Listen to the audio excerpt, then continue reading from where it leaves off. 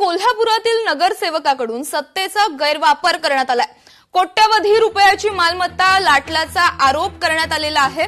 शिवसेना जिल्हा प्रमुख रविकिरण इंगवलेंचा असा घणाघाती आरोप आहे।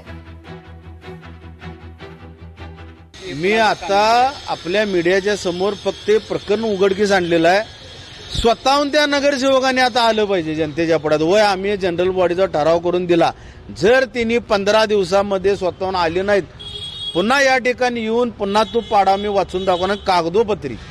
हा ठराव कुणी कुणी केला हा कागद जनतेला मी दाखवणार।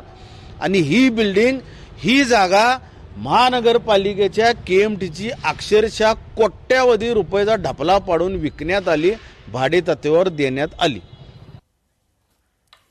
तर बीडच्या शाळांमध्ये व्हिडिओग्राफी, फोटोग्राफीवर बंदी करण्यात आलेली आहे। बंदी विरोधात सविनय कायदेभंग आंदोलन करण्यात येतं।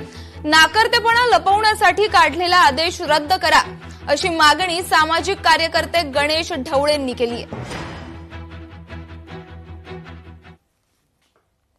बऱ्याच ग्रामीण भागामध्ये आपण पाहिलं तर त्या ठिकाणी स्वच्छता नाहीये, पिण्याच्या पाण्याची सोय नाहीये, स्लॅब कोसळलेले आहेत। आणि हे जो शासनाचा नाकर्तेपणा जो आहे तो लपवण्यासाठी शासनानं अजब फतवा काढलेला आहे। त्यामुळे या फतवेचा निषेध करण्यासाठी आज बीड तालुक्यातील लिंबागणेश येथील जी केंद्रीय जिल्हा परिषद प्राथमिक शाळा आहे त्या ठिकाणी आम्ही महात्मा गांधी यांची प्रतिमा हातामध्ये घेऊन सविनय कायदेभंग करत आहोत। आमची अशी मागणी की जो अन्यायकारक जो फतवा आहे, आदेश जो आहे तो रद्द करण्यात यावा, अन्यथा भविष्य काळामध्ये मोठ्या प्रमाणावर आंदोलन छेडण्यात येईल। लोकशाही मराठी ऐका, पहा, जागरूक रहा।